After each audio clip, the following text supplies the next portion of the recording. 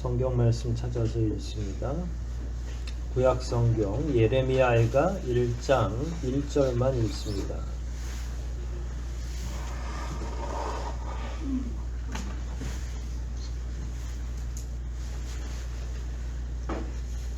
예레미야가 1장 1절입니다. 우리 한 절 말씀 함께 목소리를 합해서 뜻을 생각하면서 합독하도록 하겠습니다. 1장 1절 읽기를 시작합니다.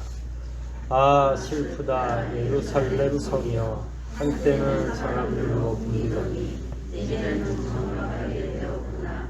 한때는 모든 나라 가운데서 이제를 쫓던 자가 이제는 바보처럼 되었으며, 본래 모든 나라 가운데서 여왕으로 불림하던 자가 이제는 조공을 바치는 교회가 되었구나.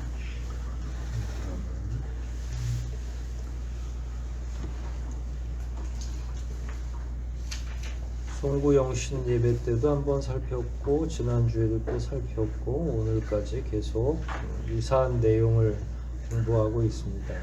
기본적으로 우리가 계속 반복적으로 살펴야 되는 이유들도 있고 하니까 지루하게 생각하시지 말고 이후에는 조금씩 더 많은 구절, 좀 더 속도도 빨리 해서 살펴보도록 할 테니까 천천히 한 구절 한 구절을 여러분들이 완전하게 좀 소화를 시키셨으면 좋겠습니다.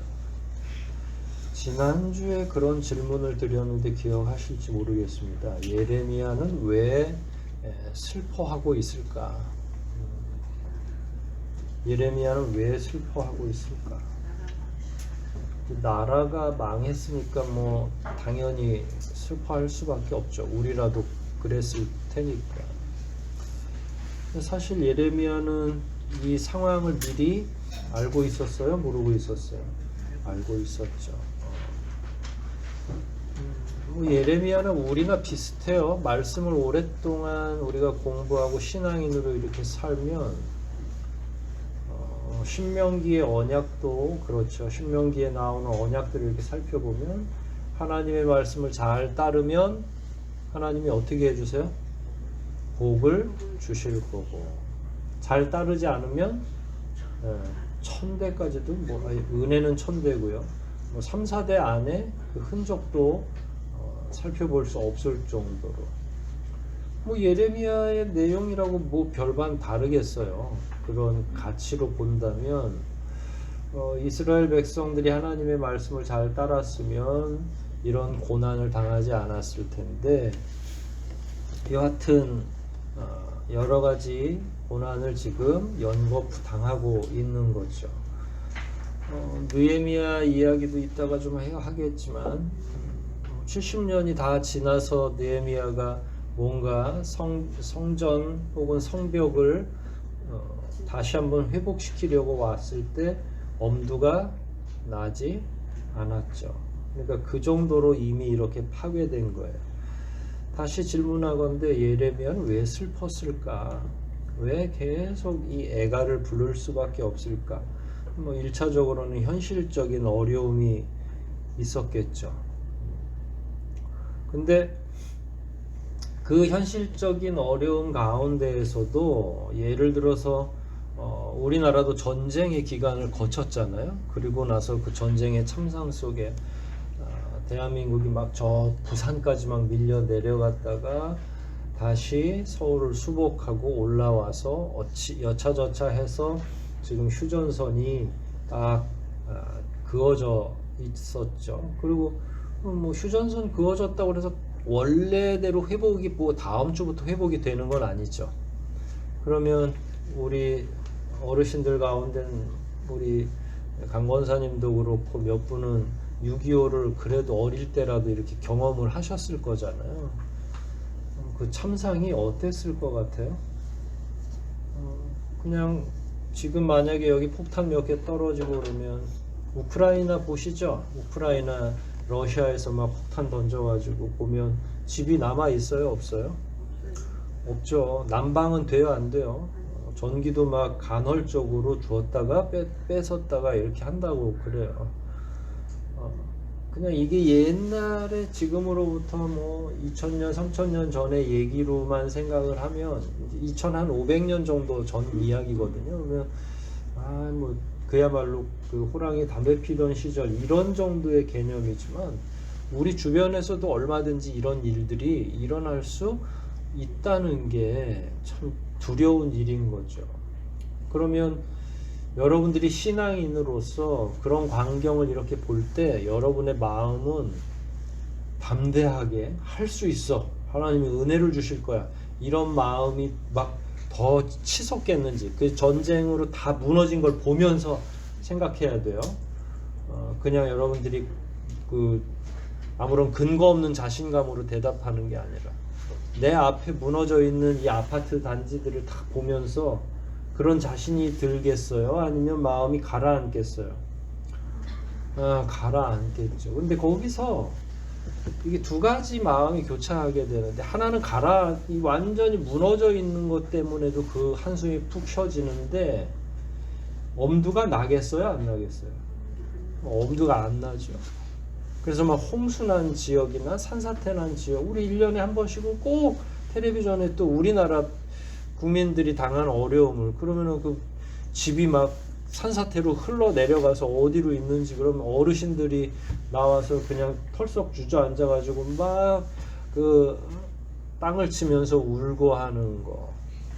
뭐 예레미야나 그 할머니들이나 우리나 별반 다를 게 없죠. 엄두가 안 나는 것 중에 하나는 건물이 그렇게 혹은 사회 기반 시설이 망가진 건 둘째치고 엄두가 안 난다는 게 더 두려운 일인데, 예레미야 같은 경우는 자기가 성전과 혹은 예루살렘 성 전체가 무너지고 완전히 불타 없어지는 걸 목격을 했는데, 예레미야의 첫 번째 걱정은 성벽을 재건하는 거라고 저는 생각하지 않아요. 성벽이 재건되든 뭐 하든, 예를 들어서 우리가 상상하건대 성벽이 재건되면 그 성벽의 재건과 더불어서 이스라엘 사람들이 하나님한테 야단맞지 않는 원래 자리로 돌아갈 것인가. 그러니까 왜 무너진 거예요? 쉽게 표현하면 이스라엘 백성이 하나님의 말씀을 거역했기 때문에잖아요. 그러면 건물도 다시 세우고 성벽도 세우고 성전도 이전보다 더 화려하게 엄청난 돈을 들여서 할 수는 있는데, 예레미야 입장에서는 그러면 사람들의 신앙도 올라갈 것이냐? 라고 하는 그 질문에는 이게 쉽지 않죠. 그러니까 건물을 다시 짓는 거는 오히려 쉬울 수 있다. 하지만 사람들이 그동안 가지고 있는 하나님과 반대되는 성향의 사람들을 다시 하나님께 돌아오게 하는 일은 가능하겠는가? 이렇게 놓고 볼 때 물질적이고 물리적이고 건물의 공간의 재건은 인간이 진짜 어떻게 해서든지 재촉해가지고 할 수 있죠. 우리가 조국 근대화라고 하는 60년대 70년대 대한민국이 그걸 위해서 막 부모 세대들이 엄청난 노력을 해서 여기까지 온 거죠. 그런데 그 사이에 오늘날 우리가 경험하고 있는 사회적인 분열이나 이런 것들은 그 이전부터 계속 있었던, 좌우가 대립하고 끊임없이 서로 공격하고 있는 이 마음들은 건물이 회복된다고 해서 그래 우리 이제 예전처럼 그렇게 살지 말고 하나가 됩시다 이렇게 되지가 않는 거죠. 그러니까 지도자 눈에는 그런 게 자꾸 보이는 거예요. 그러니까 예레미야는 건물 때문에도 화가 나고, 이거 언제, 왜냐하면 건물만의 문제가 아니라 거기서 거지처럼 살아가고 있는 노인들과 아이들을 보면 피눈물이 나겠죠. 그러나 그거보다 더 마음 아프게 한 건 망하게 된 원인이 제거되지 않을 것 같기 때문에. 왜 망했어요? 우상숭배, 하나님을 거절했는데. 그럼 그게 빨리 되면 건물은 차라리 안 서더라도 마음이 일치단결이 되고 신앙으로 하나가 된다 그러면 그건 예레미야 입장에서는 더할 나위 없는 회복이 되는데, 그게 보이지 않는 거죠. 예레미야는 어떻게 보면 이게 애가를 썼다고 하는 건 충격이 그만큼 컸다고 하는 건데 원래 예레미야는 충격이 제일 적어야 될 사람이에요. 왜냐하면 예견된 파괴, 예견된 고난은 사실은 충격이 반감돼요. 미리 준비하니까. 여러분들에게 재난이 닥칠 겁니다. 그래서 여러분들이 먹을 것도 준비하고 물도 준비하고 그래서 어디 지하 우리 교회가 지하네요. 여기 다 모여가지고 그래도 한 일주일이나 버틸 걸 이렇게 생각하면 당장 뭐가 터져도 그래도 그 정도의 위안은 받는 거죠. 예레미야는 미리 알고 있었잖아요. 근데 이스라엘 백성들 중에 누가 제일 슬퍼요 지금? 누가 제일 충격이에요? 예레미야인 거죠. 그래서 참 그게 묘한 거예요. 슬픔이나 고통이나 어려움은 예견된다고 해서 그 시간이 뭐 편안해지고 이런 건 없고 예레미야는 다 알고 있었음에도 불구하고 여전히 슬프고 여전히 애가 막 다 여기 창자가 끊어지는 것 같은 고난을 가지고 있는 거죠. 예레미야가 예언을 할 당시에도 얼마나 사람들이 외면하든지 그리고 나서 그럼 멸망했으면 아이고 우리가 예레미야 말을 들을 걸 잘못했네 이렇게 해야 되는데 그렇지 않았어요. 멸망하고 나서도 예레미야를 원망하거나 어떻게 해서든지 예레미야를 괴롭히려고 하는 거죠. 그러니까 회복해야 될 대상자들 예레미야가 그토록 목청껏 외쳤을 때 사람들이 다 외면했잖아요. 그 사람들이 아이고 미안해 그러고 무릎 꿇고 사죄를 해야 되는데 이 사람들은 다 죽었어요. 왕까지 다 잡혀가 버린 거예요. 남아있는 건 누구예요? 남은 건 다 노약자들. 그러니 이게 하나님 앞에 회개를 어떻게 해야 되는지 이렇게 되면 여러분들이 아무리 이스라엘 역사에 긍정적으로 점수를 후하게 준다 하더라도 회복이 될 것 같아요? 회복이 안 될 것 같아요? 회복이 안 될 것 같죠. 그걸 예레미야가 계속 느끼게 되는 거예요. 그러니까 좌절하고 낭망하는 거죠. 하나님은 우리에게 소망을 주시지만 우리는 현실을 바라보게 돼 있잖아요. 성경 말씀에 저하고 여러분이 망하란 법은 없어요. 예수 그리스도 잘 믿으면 영원한 생명이 있죠. 그런데 현실을 보면 어때요? 우리는 늘 깔아앉고 하나님 안에서 새 힘을 얻지 못하고 이런 게 결국은 예레미야도 또 우리도 가지고 있을 수밖에 없는 거죠. 심지어 예레미야가 전쟁이 끝나고 나서 있는데 전쟁 중에 전부 다 그 왕조 시드기야 왕조 안에 있는 사람들은 친이집트파가 많다고 그랬어요. 바벨론파가 많다고 그랬어요. 바벨론파는 하나도 없고. 그러면 이제 저 위에서 쳐들어와야 돼요. 그럼 쳐들어오면 바벨론에서 이렇게 쳐들어오면 이집트는 밑에 있어요. 일본 같은 위치에 우리나라로 보면 중국에서 쳐내려오면 이제 일본 같은 위치에 이집트가 있는 거예요. 그러면은 친이집트파, 친일파들은 도망을 어디로 가야 되겠어요? 이집트로 도망가야죠. 위에서 바벨론 한 거하고 막 이랬는데 바벨론이 점령하면 제일 먼저 누구를 죽이겠어요? 친이집트파를 죽이겠죠. 그 당시엔 왕도 이집트에서 세웠으니까. 그래서 도망가면 자기들끼리 가야 되는데 이 상황에서 누구를 데려가겠어요? 예레미야 코 깨가지고 또 예레미야도 데리고 가는 거예요. 그러니까 이건 참 아이고야. 그러니 이 예레미야 입장에서는 현실을 보는 것도 너무 어려운데 힘이 없으니까 친이집트파에 의해서 저 밑에 이집트까지 원래 자기는 바벨론에 항복하라고 하나님이 그렇게 해야 70년을 노예로 살더라도 좀 살살 살게 해주신다고 말씀하신 건데 그와는 반대로 내려가고 있는 거죠. 그러니까 이스라엘 혹은 예레미야 혹은 이집트로 내려간 사람들 뭐 지금 총체적으로 엉망진창이 되는 거죠. 이런 위기는 하나님께서 허락하셔야만 가능한 거죠. 특히 믿는 자들에게는. 근데 하나님께서는 때로는 야단도 치시고 회초리를 들 수도 있죠. 지금은 몽둥이를 든 거예요, 사실은. 그러면 몽둥이를 들었는데 하나님은 왜 회초리를 몽둥이를 드셨을까 하는 거예요. 하나님의 목적은 1. 이스라엘을 지도상에서 없애버리려고. 그거일까요? 아니면 어떻게 해서든지 회개를 바라시기 때문에. 예. 보기가 두 개밖에 없어요. 그러면 회개를 바라는데 여전히 전쟁이 일어나고 다 여기저기 도망을 쳐야 되는데, 그러면 그때쯤 하나님이 예견하신 대로 아유 이 친구들이 이제 제정신을 차렸으면 좋겠어 하고 야단을 쳤는데 제정신을 차린 사람이 있어요 없어요? 네. 제정신을 차리기도 전에 죽었거나 남아있는 자들도 전혀.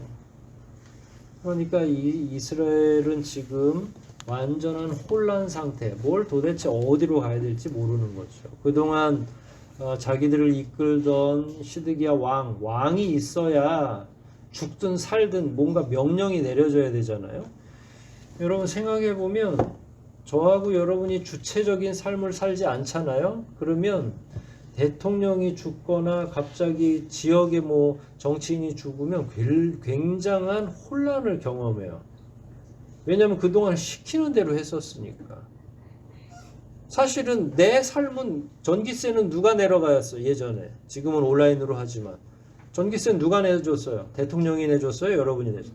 근데 대통령이 죽으면 아무것도 못하는 것처럼 착각하고 있는 거죠. 그건 왜 그러냐면 개별적인 주체적 생활이 안 되고 다 정치 안에서 그 정치를 이끌고 있는 지도자들의 명령에 의해서 우리가 하나하나를 해왔기 때문에 그래요. 지금도 약간 그런 유사점이 있긴 해요. 우리가 아무리 자율성을 가지고 있다 하더라도 만약에 지도자가 부재하거나 무슨 문제가 생기면 아마 엄청난 혼란이 한국 사회에 있을 거예요. 근데 사실 그럴 필요가 없죠. 우리는 그냥 원래 내 생활은 내가 다 건사하던 거예요. 대통령이 아침마다 알람을 켜줘가지고 우리 학생들이 학교 가는 게 아니잖아요. 그럼에도 불구하고 과거로 올라가면 그런 게 더 심하겠죠. 왕이 없으니까 어떻게 되겠어요? 완전한 혼란. 아무도 어른이 없어요. 여기 이제 어른이라고 남아있는 건 예레미야가 어른이에요. 왜냐하면 이스라엘 백성들을 교훈할 수 있는 세 종류의 사람들이 있죠. 제사장, 그 다음에 왕, 그 다음에 선지자. 근데 제사장 이름들은 지금 찾아볼 수도 없고, 왕은 눈이 뽑혀가지고 적국에 잡혀갔고, 예레미야 있는데 예레미야도 지금 시들리느라고 아주 여기저기서 그렇게 하고 있는 거죠. 이제는 이스라엘은 전혀 희망이 없고 제가 봐도 희망이 없는 것 같아요. 그런데 이스라엘이 이런 경험을 한 번 한 건 아니에요. 1000년 전으로 거슬러 올라가면 여러분 지금 이게 이제 500년쯤에 망한 거예요. 출애굽이 15세기 정도, 예수님 오시기 15세기 정도의 출애굽 상황이 일어난 거죠. 그러면 1000년 정도를 왕조가 버티고 있었던 건데 여차저차해서 그렇게 살아온 건데 왕조로는 1000년을 못 버틴 거죠. 그렇게 놓고 볼 때에 한 500년 정도 왕조를 이어간 것 같아요. 그러면 그 이전에는 뭘 하고 있었어요? 1000년 전에는 어디에 잡혀 있었어요? 이집트에 뭐 하고 있었죠? 거기서 기술자로 대우받고 있었어요? 아니면요? 노예로. 누가 폭정을 했죠? 바로가. 짐승같이 사는 거예요. 그러니까 오늘 1절에 보면 상실한 게 다 나오거든요. 1절 다시 한번 제가 읽어드릴게요. 아 슬프다 예루살렘 성이 한때는 사람들로 부렸고 한때는 모든 나라 가운데 위세를 떨쳤고 또 한때는 여왕으로 군림했는데 이게 원래 이 사람들 거냐 질문해 볼 수 있는 거죠. 한때는 그랬다 하더라도 그 부귀영화는 어디로부터 1000년 전만 해도 이 이스라엘 백성들은 이집트에서 짐승처럼 살고 있었던 거죠. 이런 생각을 하면 지금 유대인들의 상실, 유대인들이 지금 빼앗겼다라고 하는 건 알고 보면 냉정하게 자기의 것들이 원래 아니었던 거죠. 오랫동안 소유하고 있긴 했어도 결국 원래 자리로 빈털터리가 되는 거예요. 경제적인 여건 때문에 쫄딱 망하게 돼가지고 빈털터리가 된 사람들도 약간 비슷한 느낌을 갖죠. 하나님 어찌 저에게 왜 우리한테만? 또 우리가 건강이 나빠지면 어떻게 저에게 왜 나만? 이런 고민들을 많이 하고 기도를 하고 하나님께 항거하죠. 근데 여러분 이 땅에 오실 때 어떻게 오셨어요? 모피 코트 입고 오셨어요? 너무 원색적으로 말씀하시네. 빨가 벗고 오셨다고. 한자로는 적신으로 왔다. 붉은 몸으로 왔다. 그리고 적신으로 간다. 아무것도 걸치지 않고 간다. 예, 맞아요. 그럼 지금 가지고 있는 건 누구 거예요? 몰라요. 어떻게 여차저차 하다 보니까 은혜로 그래도 여기까지 온 거죠. 근데 그게 빼앗길 때 왜 그렇게 분노가 많죠? 여러분들의 삶의 경험 가운데 이런 상실의 경험들은 다 누구나 몇 번씩 있어요. 사람을 잃거나 물질을 잃거나 건강을 잃거나 늘 상실이 우리의 일상처럼 되어 있던 시절들이 지금까지 진행된 거죠. 근데 그때마다 우리는 어떤 심정이에요? 애통하죠. 마음이 아프죠. 고통스럽죠. 근데 저는 그 애통의 근원이 어딘지를 제대로 이해하고 파악해야 된다는 거예요. 그러니까 하수들은 이게 믿음의 하수들, 믿음의 단계가 있다면 제일 밑에 있는 사람들은 일단 하나님 원망하기 급급한 거죠. 고수들은 그 시간에 무슨 생각을 하겠어요? 예전부터 하나님이 나를 정말로 아꼈구나. 근데 내가 그 은혜를 잘 모르고 여기까지 허투루 살았구나. 건강을 잃어봐야 건강하던 때를 알 수 있는 거잖아요. 돈을 잃어봐야 하나님이 그 은혜롭게 해서 막 물질도 풍요로워지고 사랑관계도 좋아지고 그것도 반추하는 거죠. 그때 원망이 아니라 하나님의 은혜가 자꾸 새겨지고 뭔가 더 하나님의 은혜를 갈구할 수 있는 방식으로 진행된다면 여러분들은 신앙의 고수가 되는 거죠. 지금 예레미야가 살고 있는 이 시대는 은혜보다는 상실에 더 민감한 거예요. 심지어 우리들도 은혜에 민감해요? 아니면 여러분들 상실하는 것에 더 화가 많이 나요? 이 감사 헌금하는 거 이렇게 보면 알죠. 여러분들이 감사 헌금 보면 원래도 작은데 뭔가 상실하면 헌금도 끊어. 그나마 누군지 내가 기억은 못하니까 이렇게 말씀을 드리는 거예요. 근데 상실은 또 왜 왔어요? 여러분들이 뭔가 잃어버린 거는 어떤 이유 때문에 그래? 하나님이 워낙이 괴팍스러운 양반이라서 막 와가지고 방해하고 여러분들 괴롭혀서 여러분들이 상실한 거예요? 아니면 여러분들 스스로의 어리석음이나 자기 실수나 고집 때문에 그렇게 된 거예요? 다들 아시긴 아셔요. 이스라엘 백성들이 지금 그 짝이 난 거죠. 그래놓고 또 최종적으로 하나님을 원망하는. 그러니까 이게 예레미야 눈에 보이니까 이런 것도 보이고 저런 것도 보이고 도대체 회개할 그 기미가 전혀 보이지 않으니까 예레미야는 너무 힘들고 고통스러운 거예요.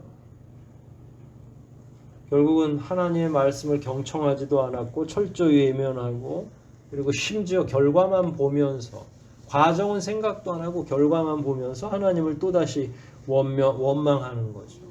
그런데 다시 하나님의 속성을 놓고 보면 하나님은 신실하지 않은 시간이 하나도 없었다. 지금도 여러분이 지금 무엇인가 어려움 때문에 마음이 아프고 슬프고 뭔가 상실하고 그 상실감이 여러분들로 하여금 뭔가 후회하게 하거나 고통스럽게 하거나 스트레스를 받게 하거나 하면 하나님의 속성을 묵상하시면 돼요. 하나님은 신실하시다. 오늘 대표기도 해주실 때 신실에 관한 3번, 4번이나 반복적으로 단어를 쓰셨어요. 여러분 귀담아 들으시죠? 대표기도 하실 때. 우리에게 필요한 게 바로 그런 신실하신 하나님, 변함이 없으신 하나님. 나는 아침 저녁으로 변하는 인생이지만 우리 하나님은 과거나 지금이나 미래에도 여전히 한순간도 변하지 않으시는데 다행히 사랑으로 변하지 않는다는 거예요. 나쁜 걸로 변하지 않는 존재들도 얼마든지 있는 거예요. 우리 하나님은 저와 여러분들을 향해서 사랑하고 계시고 그 사랑을 늦추기를 원치 않으시는 거예요. 그런데 지금 우리가 경험하는 실수는 우리가 경험하는 상실은 때로는 내 실수일 수도 있지만 때로는 하나님의 우리를 더 단련시켜서 더 위로 올라가게 하기 위한 섭리 가운데도 있는 거죠.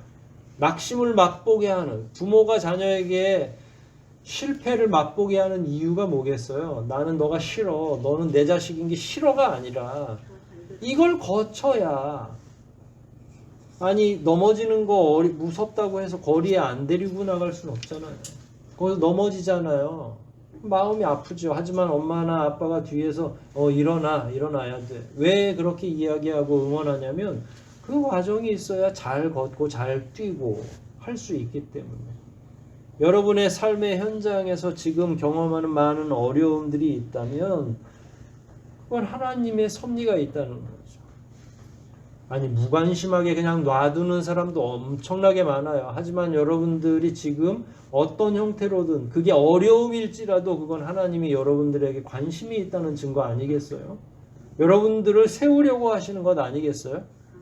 그러나 스스로를 너무 과대평가하시면 안 돼요. 내가 내 잘못 때문에 생겨나는 일인데 아이고 하나님이 나를 위대하게 쓰시려고 이렇게 시험을 하시나 보다 이렇게 하시면 안 되고요.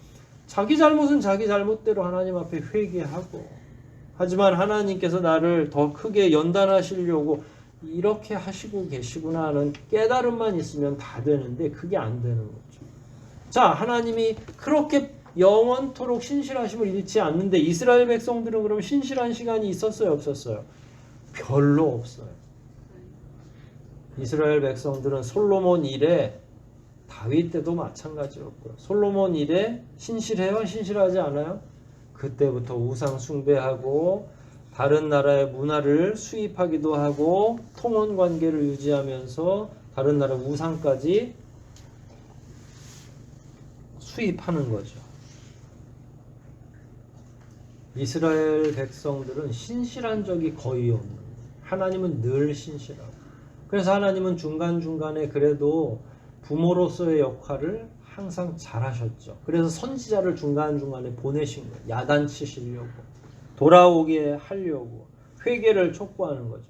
그런데 또 이스라엘 백성들은 한술 더 떠서 그 선지자들도 매로 다스리고 심지어 죽게까지 하고 점점 벌어지는 거죠.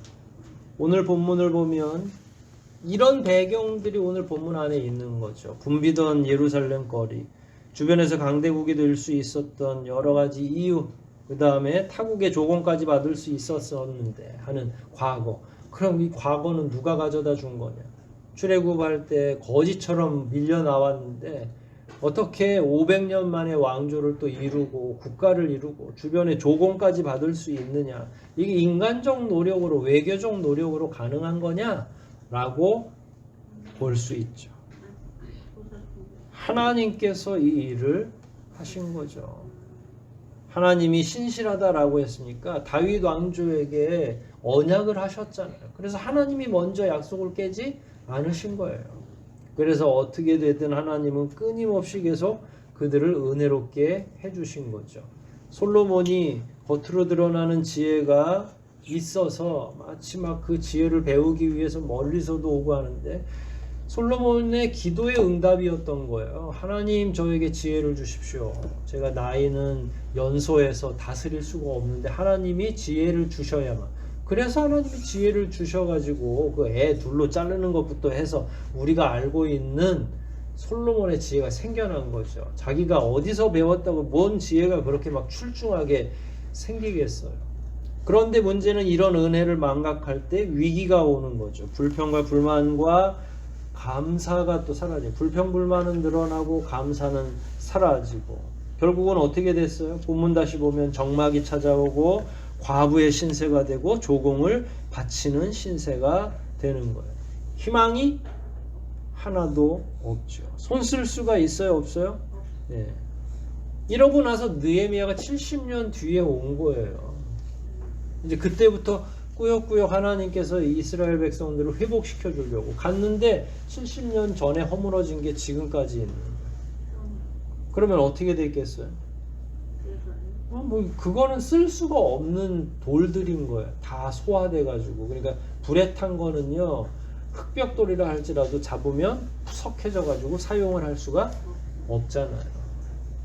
그러니까 그만한 상황이 이게 결국은 무너진 성벽이라고 하는 건 무너진 이스라엘의 신앙을 의미하는 거거든요.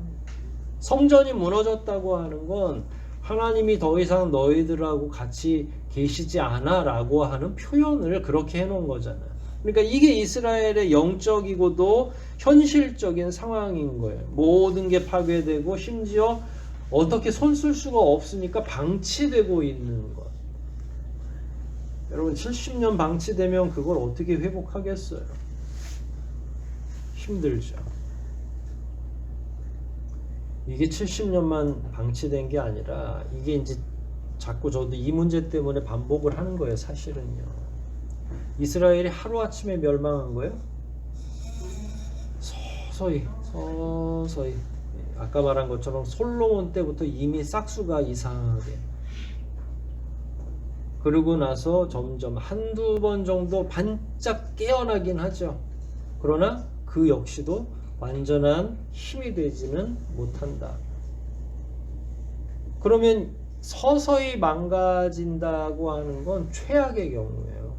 사실 한 방에 뭔가 문제가 있어서 그걸 또 회복할 때도 빨리 그게 회복이 돼야 되는데 여러분 왜 서서히 이렇게 망했을까요? 문화가 들어왔기 때문에 그래요. 그러니까 힘이 없어서 전쟁에서 졌으면 다음 전쟁을 잘하면 돼요. 근데 그건 문화하고는 상관없죠. 문화가 들어온다는 건 뭐냐면 이방 민족하고 결혼을 해요. 결혼을 하는데 꼭 여성들이 들어올 때나 남성들이 들어올 때 뭘 가지고 오냐면 자기네 조상 신들을 가지고 오는 거예요.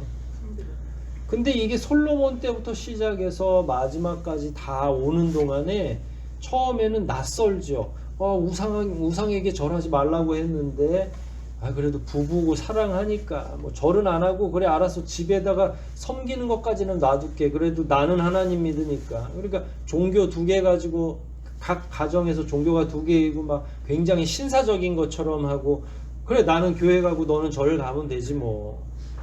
나는 널 사랑하니까 그냥 존중해. 그런데 존중하다가 그게 5년 10년 되면 어떻게 되겠어요? 이게 물러 터진 남자 청년들은 교회를 계속 가기가 왜냐면 주일날 자꾸 자기 부인하고 시간을 보내고 싶어 할 거 아니에요. 그게 문화가 되는 거예요. 그게 문화라는 거. 여기서 뭐 믿지 않는 자와 명예를 같이 하지 말자까지 다시 설교를 해야 될 필요는 없잖아요. 하나님이 막으시면 막으시는 이유가 있는 거예요. 그만큼 우리가 연약한 존재들이니까 불가능한 거죠. 근데 그게 일단 문화로 오면 그건 이제 감당하기가 어려운 거예요. 작년에 세워졌으면 올해 어떻게든 때려 잡으면 되는데 5년, 10년, 100년 세대가 넘어가고 아니 자기네 할머니 때부터 우상을 숭배하고 있었는데 집에 그럼 이제 태어나는 손자들은 뭘 보고 자라는 거예요?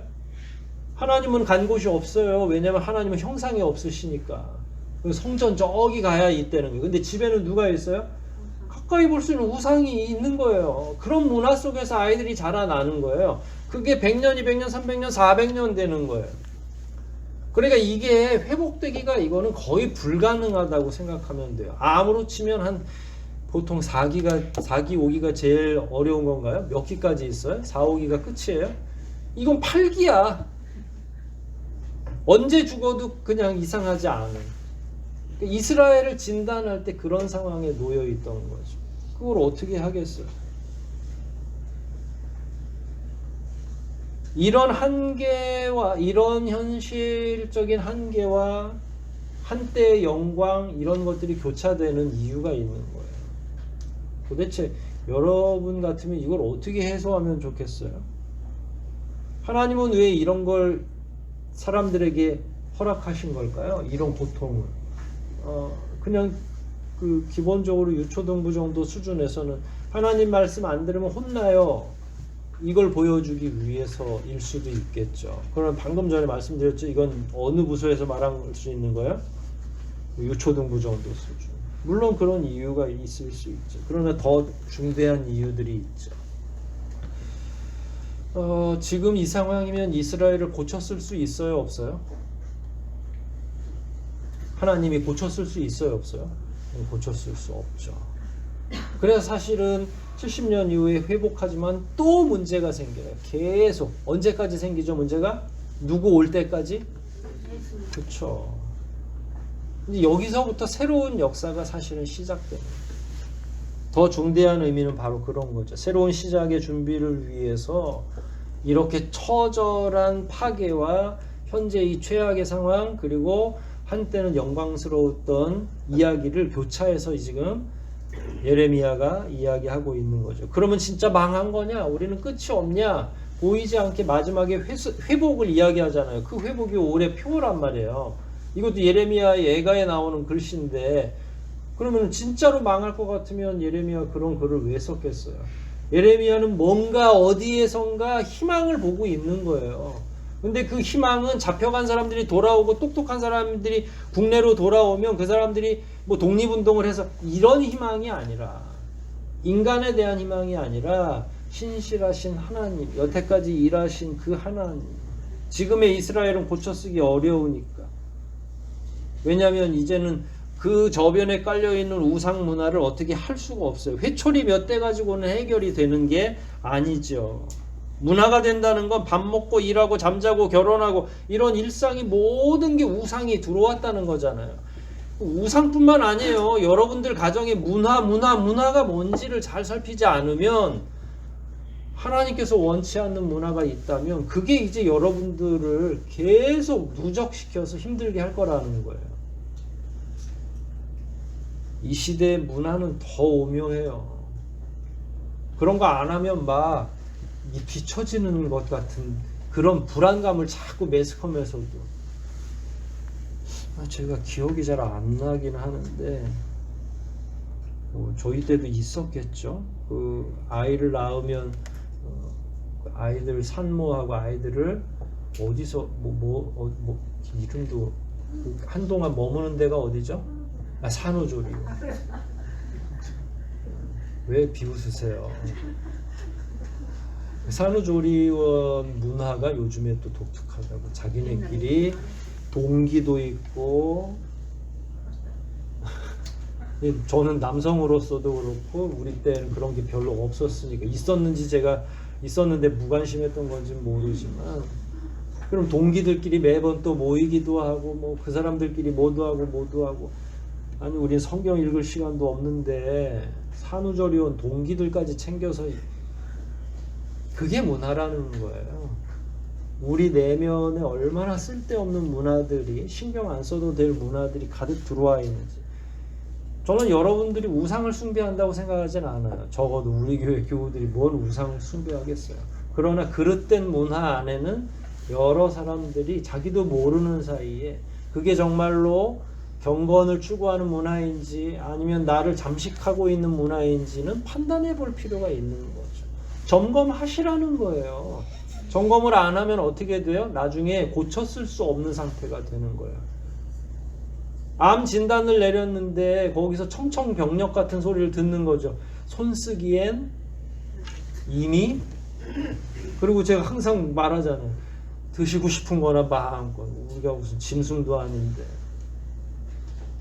우리의 믿음의 상황이 그렇게 마지막 사형 선고를 받지 않으려면, 이스라엘 백성들이 이렇게 철저히 멸망돼서 더 이상 회복 불가능의 상태를 예레미야가, 선지자가 그걸 보면서 너무 고통스럽고, 자기가 지금까지 수십 년을 왕이 4명 5명 바뀌는 동안에도 끊임없이 그렇게 얘기했건만 어쩌면 이렇게 하나도 변하지 않는지, 그리고 앞으로도 기대가 안 되는지, 그런 사람들을 보고 그런 예루살렘을 볼 때에 여기 애간장이 다 끊어지는 거죠.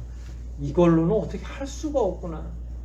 하나님하고 내기하는 것 같은 거죠. 아브라함이 말이에요.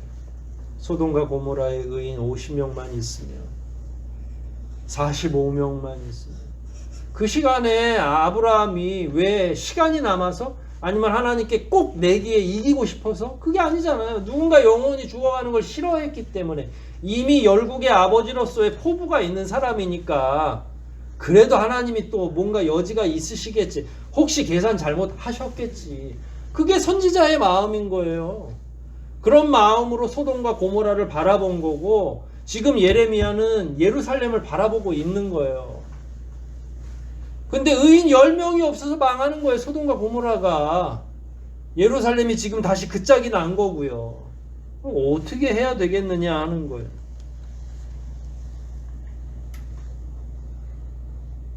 사실 하나님이 이토록 화가 나시고 갈아엎으신 이유는 딱 하나죠. 하나님이 이스라엘을 왜 출애굽시켰어요? 두 가지 예를 들게요. 하나는 자기들끼리 잘 먹고 잘 살게 하려고. 두 번째는 어떻게든 이 친구들을 잘 키워서 만국의 내가 하나님도 만국의 아버지가 되시고 하나님이 되시고 이스라엘은 그 만국을 다 복음화시키는 도구로 사용하려고. 예가 두 가지예요. 하나님의 목적은 뭐였겠어요? 네, 기니까 두 번째 거. 근데 이제 가능해요? 불가능해요? 지금 이 상황이면? 예루살렘이 지금 이 정도 됐으면 가능해요? 불가능해요?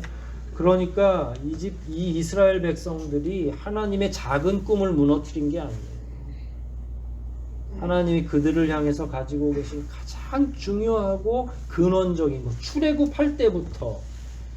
여러분, 인생들을 구원할 때 하나님이 얼마나 오래 미리 계획하시는 줄 아세요? 바울이 얘기했잖아요. 저하고 여러분 구원하기 위해서 하나님은 언제부터 우리를 선택하셨어요? 창세 전부터, 태초 전부터. 그러면 하나님이 만 백성을 다 구원하실 계획을 짰는데 이거 다 지금 누가 망치고 있는 거예요? 이스라엘 백성들이 지금 철저히 망치고 있는 거죠. 지금의 이스라엘 민족으로 이방 민족을 구원한다? 어린 반푼어치도 없는. 오히려 거기에 물들어서 이제는 어떻게 할 수 없는. 이 사건들로부터 500년 뒤에 누가 오셔요? 예, 존칭을 쳤으니까 거기에는 예수님이 들어가야죠. 예수님이 오셔야 되는 거예요. 이 친구들 가지고는 안 되겠으니까 예수님이 오셔서 새로운 이스라엘, 새 이스라엘이 교회거든요.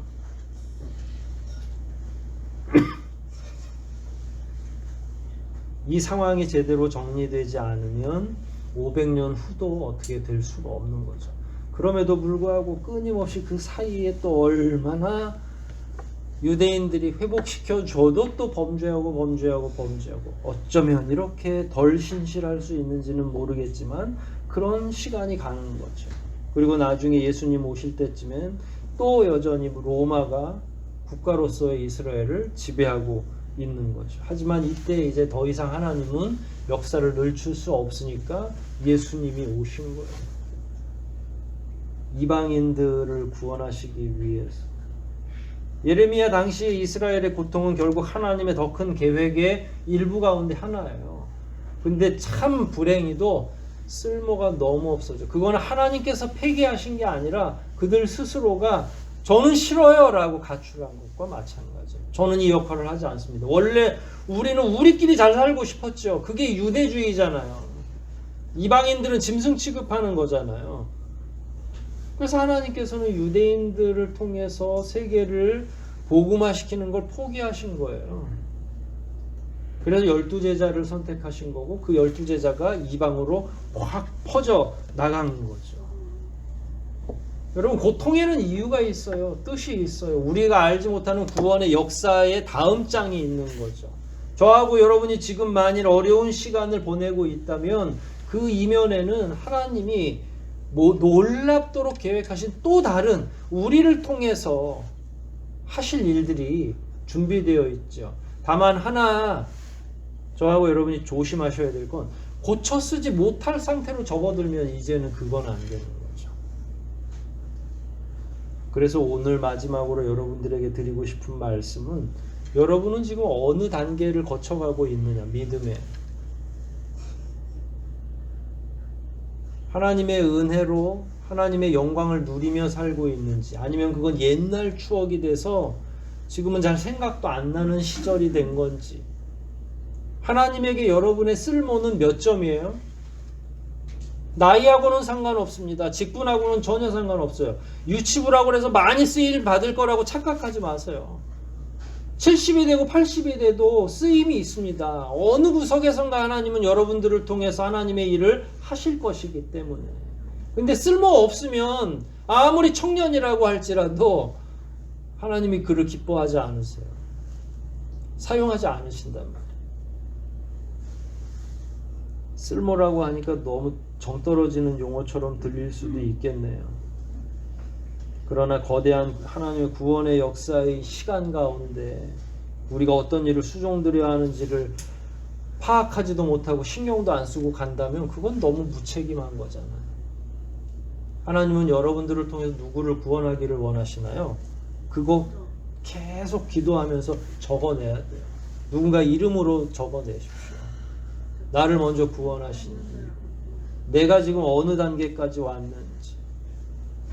그래서 비록 현실은 어렵고 교회는 지루해지고 도대체 어떻게 해야 될지 모른다 할지라도 이 고난의 시간을 견뎌내고 긍정적으로 하나님께서 우리에게 맡기시고자 하는 나를 향한 그 뜻을 파악하는 데 주력해야 되겠죠. 다른 이들이 뭐라고 하더라도 내 믿음, 내 경고는 내가 지켜야 할 그런 시기가 바로 이 시기가 아니겠는가 하는 거예요. 지금은 너나 없이 다 피곤한 시기입니다. 어느 한 사람이 힘이 있는 사람이 없어요. 2년, 3년 버텨온 것도 자랑스러운 일이고 다행스러운 일이죠. 그러나 그것으로 만족해서는 안 되죠. 왜냐하면 우리는 여전히 하나님께는 쓸모있는 성도이기 때문에, 쓸모있는 청지기들이기 때문에. 그래서 지금 당하고 있는 여러 가지 어려움과 고난을 여러분들이 거기에 좌절하고 낙심하는 게 아니라 하나님의 의도를 묵상하고 더 신뢰하고 더 경건하게 살아내는 것이 우리의 몫이 아니겠습니까? 모쪼록 이 말씀들 생각하면서 여러분들이 하나님에게 참으로 귀하고 여러분들을 구원했을 때 하나님에게 원대한 꿈들이 있으셨을 거잖아요. 이스라엘 백성을 출애굽시켰을 때 그들을 사용하실 하나님의 위대한 꿈이 있었던 것처럼 여러분들을 한 사람 한 사람 구원해서 이곳으로 모이시게 하실 때에는 분명히 의도가 있고 뜻이 있다. 그걸 발견하고 그걸 위해서 더욱더 진력하는 저와 여러분 되시기를 주님의 이름으로 축원드립니다. 우리 말씀들 생각하면서 한번 기도하시겠습니다. 예레미야가 슬펐던 일은 바로 이런 비전이 보이지 않았기 때문에 더 고통스럽고 슬펐던 겁니다. 그러나 우리는 아직 이르죠. 우리는 여전히 쓸모있는 사람들이고 고쳤을 수 있는 사람들입니다. 주님 앞에 회개하기만 하면, 주님 앞에 우리를 냉정하게 내어놓고 하나님께 용서를 구하기만 하면, 우리가 당하는 여러 가지 어려움과 고난 가운데 묵묵히 그 신실함을 묵상하기만 하면 하나님께서 반드시 저와 여러분들을 회복시켜 주시고 다시 한번 영광스러운 그 믿음의 시간으로 우리를 인도하실 것이다. 이런 확신 가운데 하나님께서 인도해 주십사 하는 기도 우리 통성으로 함께 드리시겠습니다.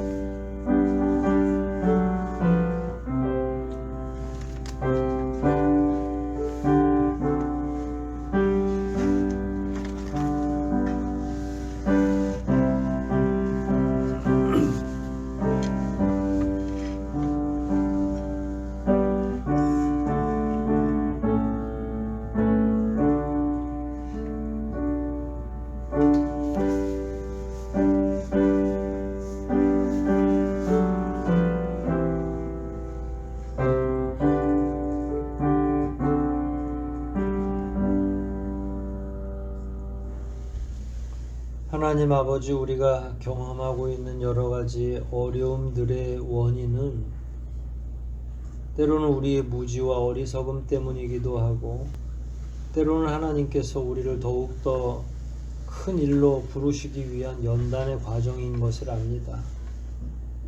간구하옵기는 저희의 영의 눈을 열어주셔서 지금 현재 우리가 걸어가고 있는 이 믿음의 길이 온전하게 또 정직한 길인지를 제대로 발견하게 도와주시고, 부족한 점이 있다면 회개케 하시고, 더욱더 하나님 앞에서 신실하고 거룩하게 살기를 다짐하는 저희 모두가 되게 허락하여 주시옵소서.